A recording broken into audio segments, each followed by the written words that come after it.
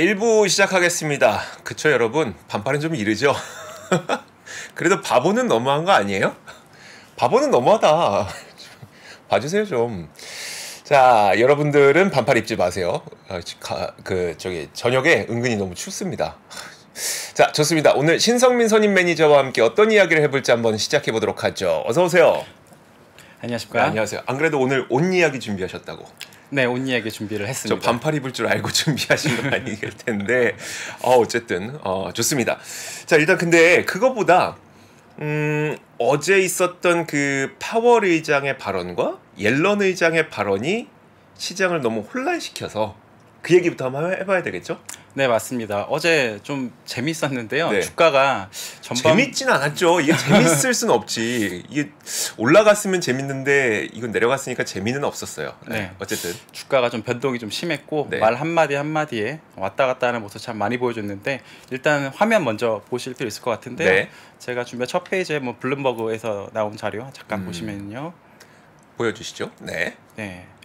요게 이제 그 미국 시간에 따라 주가가 움직이는 모습인데요. 처음에는 이제 파월이 했던 멘트입니다.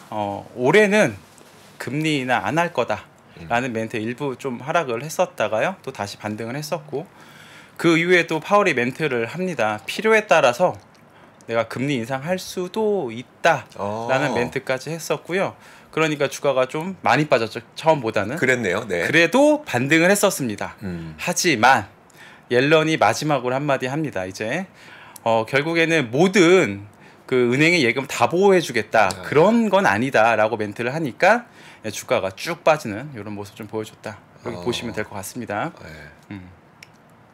그렇죠. 이 그림에서 보는 것처럼 딱 그 시점에 바로 고꾸라지기 시작했네요. 네, 맞습니다. 그러니까 네. 결국에는 크게 빠뜨린 거는 이제 옐런의 멘트였던 것 같고요. 전반부의 파월의 멘트는 왔다 갔다 하게 하는 정도 수준이었다. 이렇게 좀 이해하면 되지 않을까 싶고요.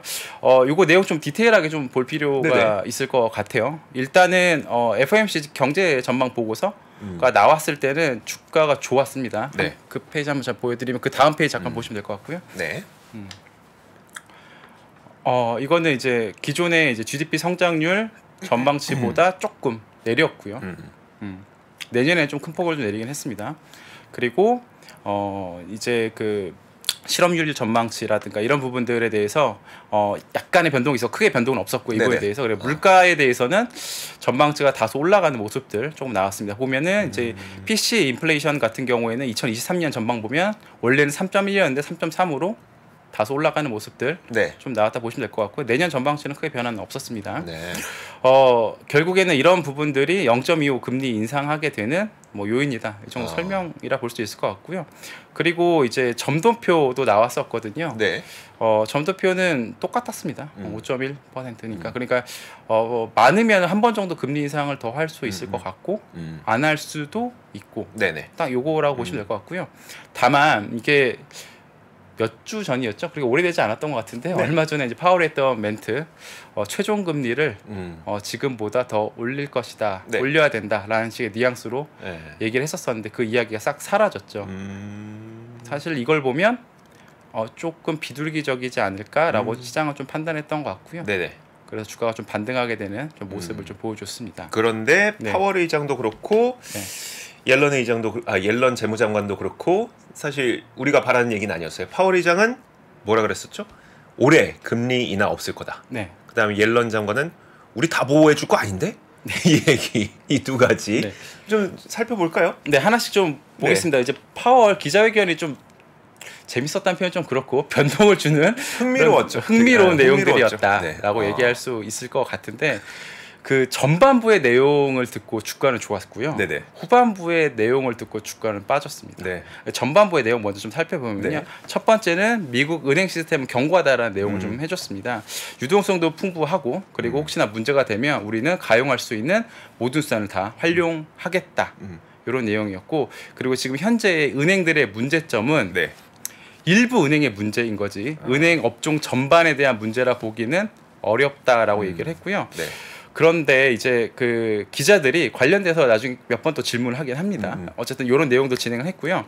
그리고 심각한 리스크에 노출되어 있는 은행 한 6개 정도로 파악한다. 네네.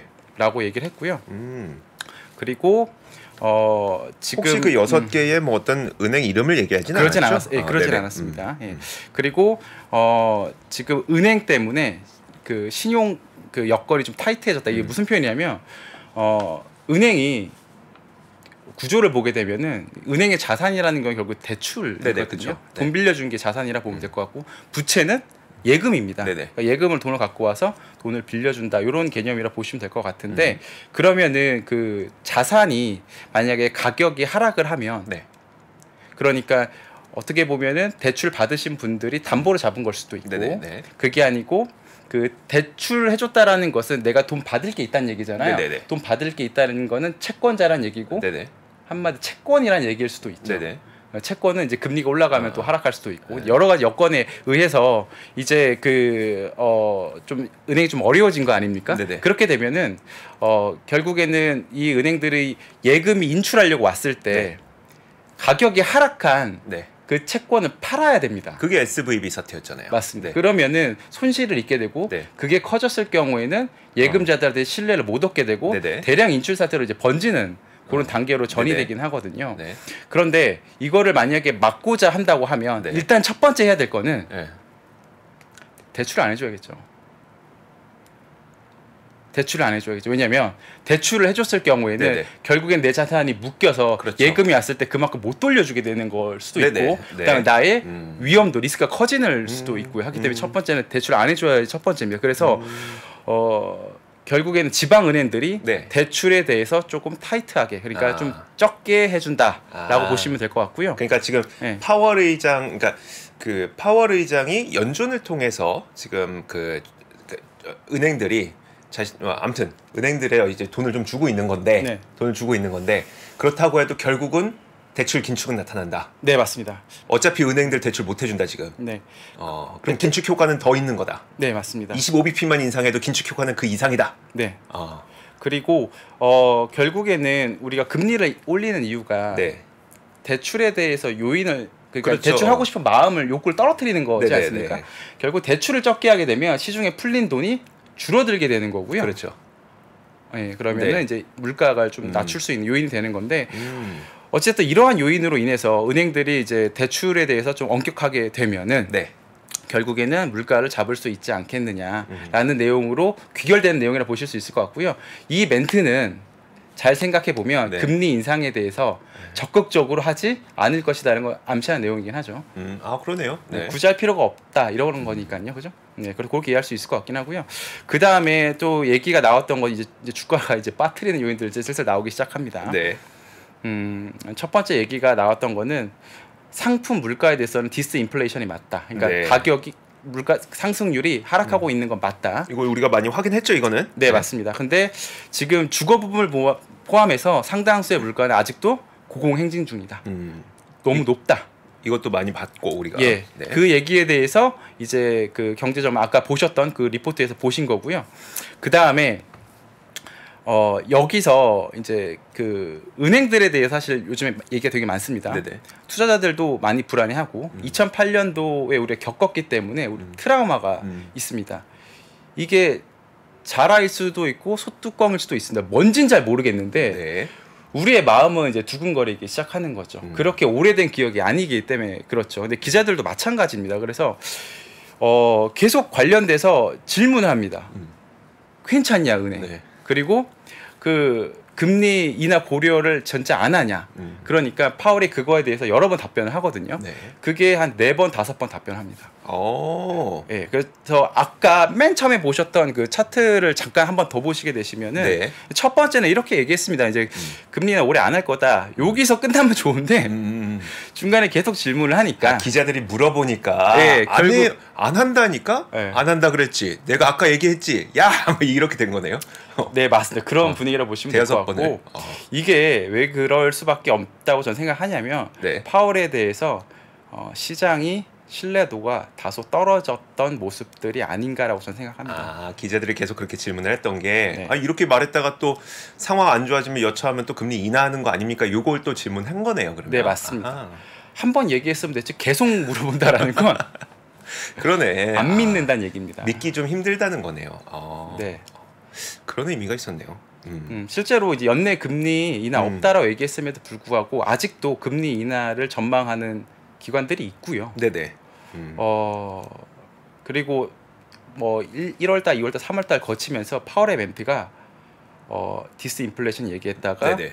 금리 고점 올린다 얘기했다가 네. 다시 또 말 바꾸는 모습들이 어떻게 보면은 오락가락하는 것처럼 보일 수 있고 네.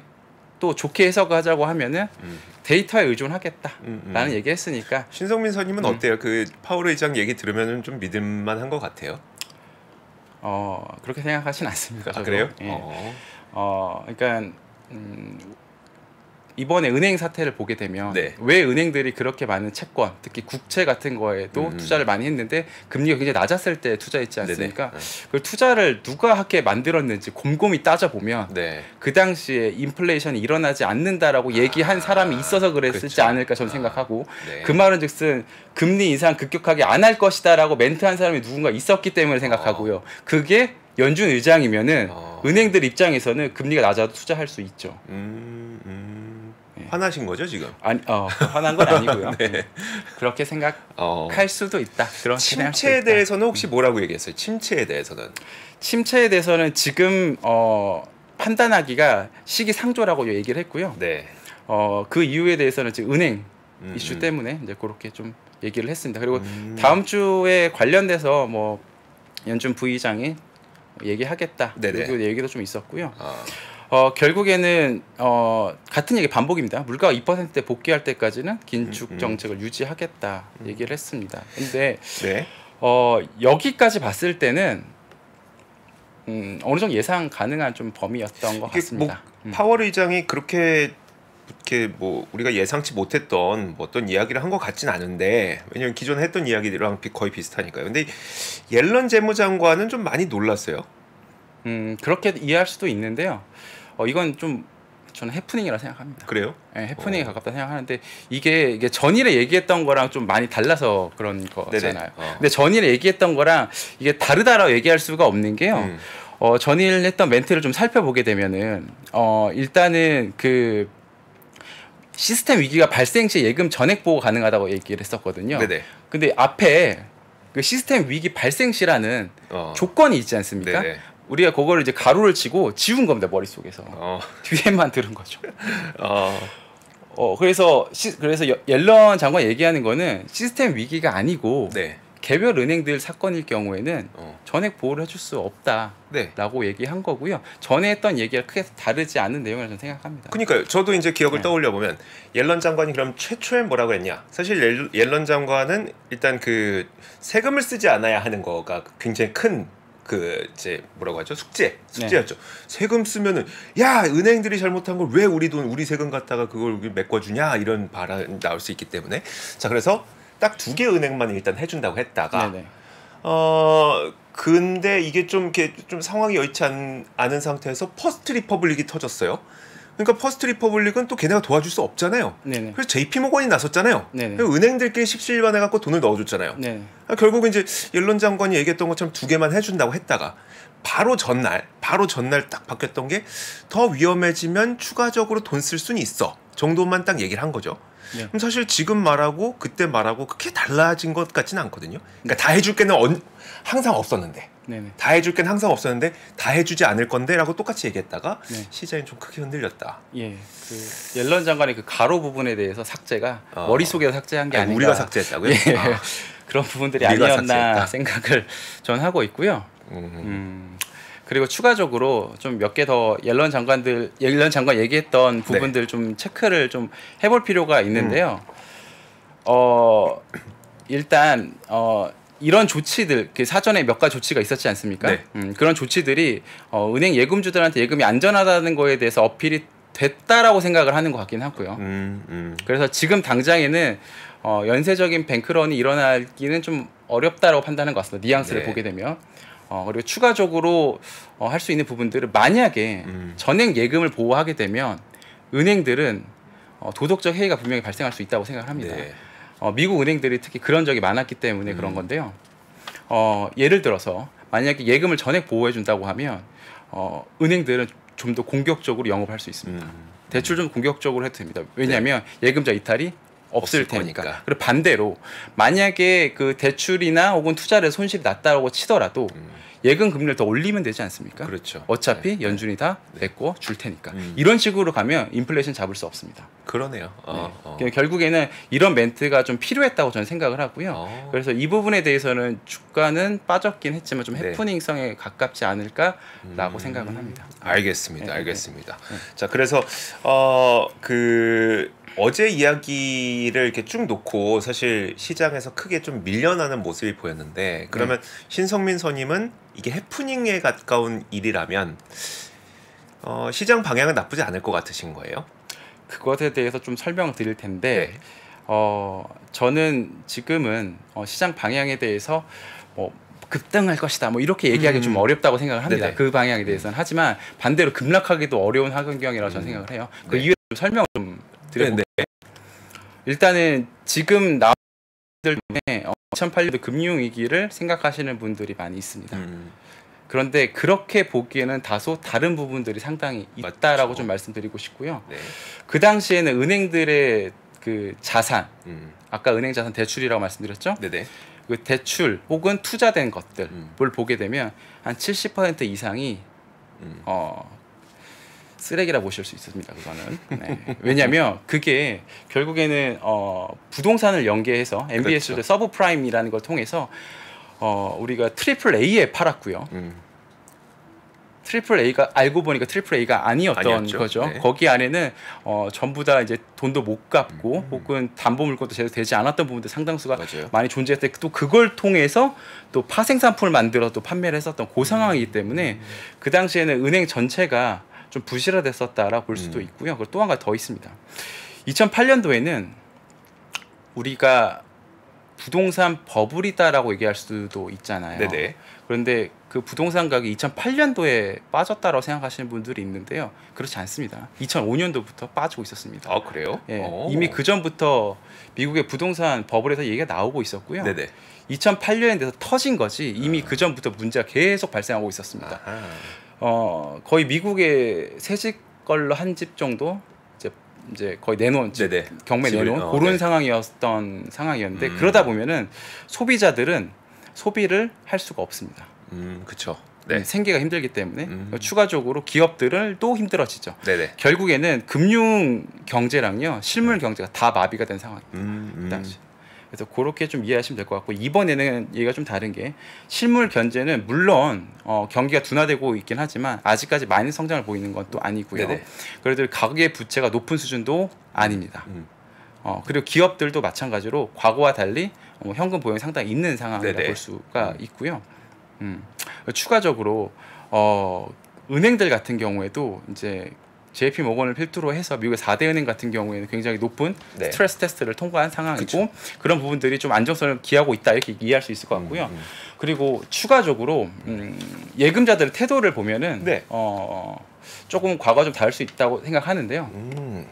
예금자들이 지방은행에서 이탈해서 대형은행으로 이동하는 모습들이 많이 나오고 있거든요. 맞아요. 그래서 기사상에 보면은 이번 사건을 통해서 대형은행들은 더 건강해졌다라는 표현을 씁니다. 결국에는 금융위기라 보기보다는 아직까지는 국제적인 위기로 보는 게 맞다라고 저는 생각을 합니다. 네. 하지만 여기서 이제 그 고객분들이나 혹은 뭐 또 투자자분들은 이때가 지방은행을 사야 될 절호의 찬스냐라고 물으신 분들 상당히 있습니다. 진짜요? 네. 너무 위험하지 않아요? 사실 근데 지방은행은 좀 위험하지 않아요? 지금은? 우리나라 사람들이 그런 건지 아니면은 뭐 제가 주변에 그런지 모르겠지만 조금 시원시원한 기질이 있습니다. 은행도 그냥 ETF를 사는 게 아니고 레버리지로 삽니다. 그래서 트리플 레버리지 이런 걸로 시원시원하게 올라갈 수 있죠. 주변에 지금 그렇게 하고 계시다는 거죠? 이미 하고 있죠. 그리고 시원시원하게 빠질 수도 있고 시원시원하게 올라갈 수도 있는데요. 이거는 어때요? 맞는 거예요? 아닌 거예요? 합리적인 판단이 아니지 않나 저는 생각을 합니다. 일단 근데 그렇게 생각한 이유를 좀 설명을 드릴게요. 미국에서 보면 SNL 사태라는 게 있습니다. 네네. 뭐죠? 1980년대 있었던 은행들의 연쇄 파산 사건이거든요. 저는 Saturday Night Live를 SNL을 그건 아니고 세이빙 앤 론입니다. 저축 대부 사태 이 정도로 그게 영어로는 그거군요. 그렇게 좀 보시면 될 것 같고요. 1970년대 말에 미국은 인플레이션이 굉장히 높아집니다. 네. 20% 정도 되죠. 그래서 폴 볼커라고 여준 의장이 기준금리를 20%까지 올려버리죠. 네. 그러니까 지금하고 똑같은 일이 벌어집니다. 대출은 아까 그 자산이라고 했죠. 그 자산들 그리고 그게 채권이라고 얘기할 수도 있다라는 표현을 아까 했었었는데 그런 부분들 당연히 가격이 많이 하락을 했었고요. 예금에 대해서 당연히 대응하기가 어려웠을 겁니다. 네. 그런데 그 당시에는 이제 미국 7대 은행이었었고요. 7대 은행이 먼저 파산을 합니다. 7대 은행이 먼저 파산했어요? 네, 파산을 합니다. 이게 사이즈가 적다고 할 수 없죠. 네. 이번에 파산한 은행은 뭐 13등, 14등 뭐 이 정도 되기 때문에 사이즈가 오히려 더 컸었던 상황인데요. 그러고 나서 폴 볼커도 금리 인상을 중지합니다. 그리고 조금 안정됐다 싶으니까 다시 금리 인상을 또 하고요. 네. 그러니까 또 다시 은행들이 파산하기 시작합니다. 아하. 근데 그 파산하는 그 개수가요 상당히 좀 많은데 일단은 88년도 190개 정도 파산했고요. 네. 89년도에 326개 정도 파산을 했습니다. 와. 이때는 은행이 몇 개였는지는 모르겠지만 지금도 미국에 있는 은행의 개수는 한 1,600개 정도 된다고 얘기를 하던데 네. 지금 기준으로 쳐도 300개가 넘게 파산한 거는 크다. 진짜 어마어마하네요. 그랬었구나. 예, 그러니까 연준도 결국에 큰 폭으로 이제 금리 인하를 했었고요. 그런 식으로 또 사태가 또 마무리되는 형태 나오는데 여기서 궁금한 거는 네. 그럼 그때 주가는 어땠을까가 궁금한 겁니다. 네, 어땠었어요? 주가는 황당하게도 상당히 큰 폭으로 올랐습니다. 아 그래요? 네. 근데 우리가 지금 얘기 시작했던 거는 은행주 때문이잖아요. 요즘에 은행주 매수하시는 야수분들이 많다 그래서. 네. 은행주는 어땠었어요? 그러면 그때는? 은행주는 지방 같은 경우에는 이제 사라졌죠. 사라졌다고. 네, 사라졌죠. 그러네. 네. 그런데 여기서 좀 시사점이 있는데요. 네. 경기가 둔화되는 속도보다 금리가 더 빠르게 내려가면 네. 결국엔 주가는 올라갑니다. 네. 그리고 두 번째는 은행 같은 경우에는 경쟁력이 네. 좀 애매합니다. 이게 무슨 말이냐면 우리가 은행을 갔을 때 A 은행과 B 은행이 어마어마하게 상품이나 뭐 어떤 서비스 품질의 차이가 모르죠. 있다고 느끼진 않습니다. 네. 네. 그게 그거거든요. 그렇죠. 이거는 증권업에도 조금 관련이 있다 생각합니다. 어떤 증권사를 가서 또 뭐 예를 들어 삼성전자를 사고 싶다고 하면 네. 다른 증권사에 못 사는 건 아니잖아요. 네, 그렇죠, 그렇죠. 그래서 물론 이제 거기에 이제 영업망이나 이런 것들 차이가 있겠지만 상품이나 서비스의 품질이 어마어마하게 벌어져 있지 않는 업종이거든요. 네네. 은행의 경쟁력이 결국 영업망, 영업 조직 뭐 이 정도라고 할 수 있을 것 같아요. 네.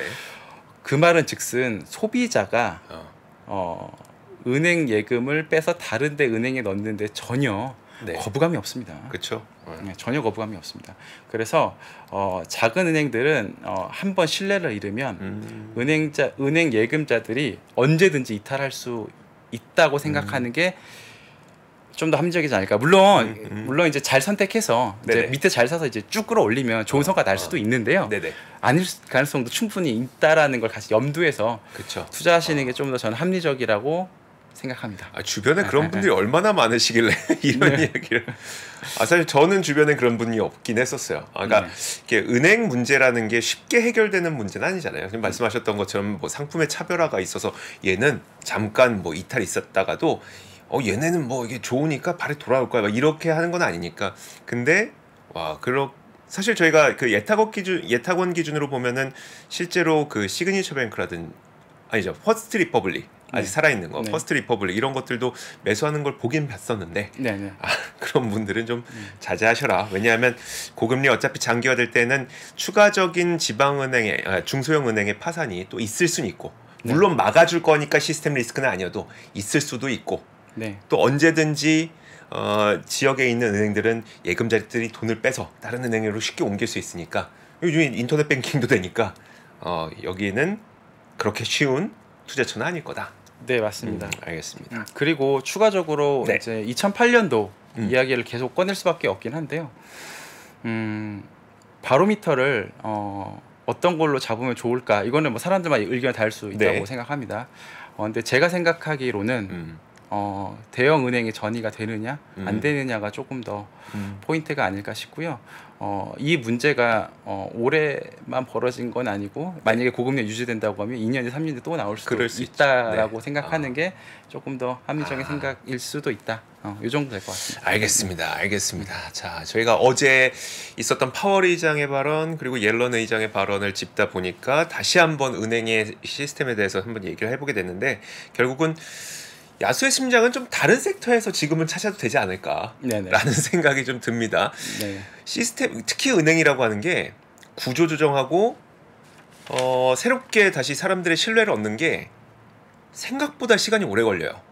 여러분들 혹시 기억나실지 모르겠지만 지금의 저축은행과 이름들 한번 보세요. 지금 저축은행의 이름하고 과거 저축은행 사태 터지기 전 이름하고 같은 이름 찾기 아마 힘들걸요? 이름 바꿔야 되거든요, 이거. 네, 안 그러면은 사람들이 그 기억을 떠올려 갖고. 어쨌든 은행은 지금은 진짜 좀 위험하다. 자, 여기서 끝낼 수 없죠.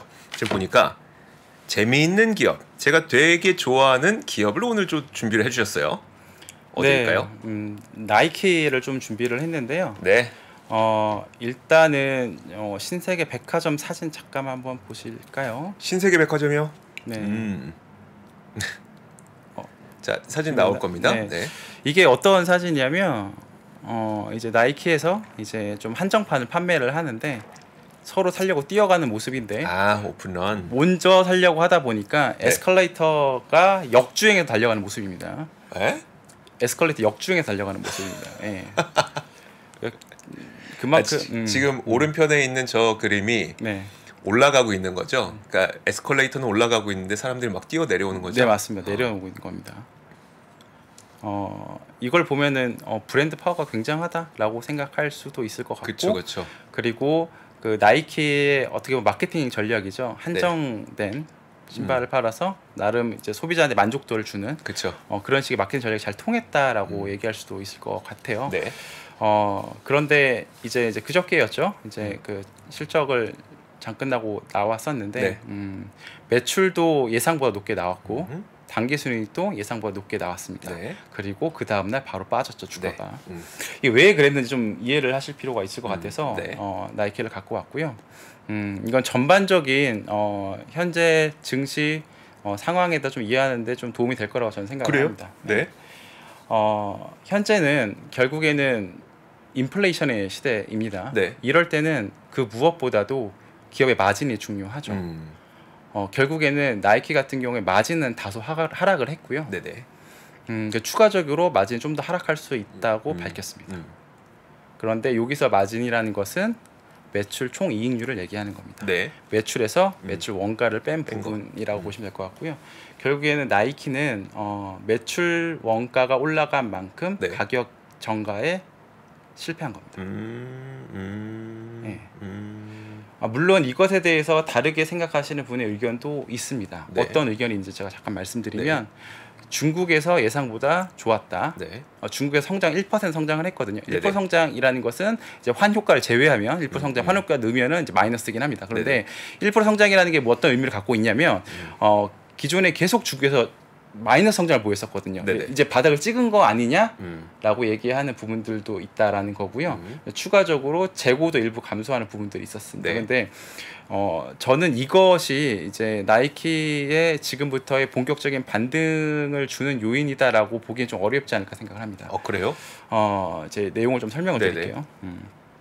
결국에는 인플레이션 시대에는 무엇보다 마진이 중요하고요. 제품 가격을 올리지 못하면 그러니까 비용보다 올리지 못하면 결국에는 브랜드 파워가 어쨌든 좀 떨어지는 쪽으로 판단하는 게 합리적인 생각이 아닐까라고 저는 생각을 합니다. 이것에 대해서 너무 급격한 얘기라고 할 수도 있을 것 같아요. 나이키 대단한 회사이긴 하니까요. 근데 내가 조금 더 뒤에 얘기를 좀 하면요. 2020년 코로나가 터졌었죠. 그러고 나서 우리는 공급망 문제가 계속 발생을 합니다. 그러니까 결국에는 재고가 굉장히 관리하는 것이 중요해졌고요. 한마디 재고 관리가 중요하다라는 궁금한 문제 생겼다는 것은 재고가 없었어요. 결국엔 재고를 엄청나게 찍어내게 됐고요. 네. 그 재고량이 폭증하는 모습을 보이는데 이건 나이키뿐만 아니라 같은 다 그랬죠? 스포츠 의류 같은 경우 룰루레몬이라든가 이런 거 똑같은 현상을 보입니다. 네. 결국엔 이게 다 비용으로 다가오게 되죠. 왜냐하면 그게 다 팔리면 좋은데 네. 그렇지 않았기 때문에 그런 거죠. 네. 결국에는 룰루레몬도 마찬가지고요. 나이키도 주가 흐름이 최근에 그렇게 좋지가 않습니다. 그런 그렇죠. 이유로. 네. 결국에는 이 회사가 가격을 낮추게 되죠. 할인을 하게 됩니다. 네. 그렇게 해서 재고를 줄입니다. 근데 그렇게 해서 재고를 줄이는 것은 마진율 하락을 갖고 오고 그쵸. 이것들은 브랜드 파워를 증명했다고 얘기하기가 어렵습니다.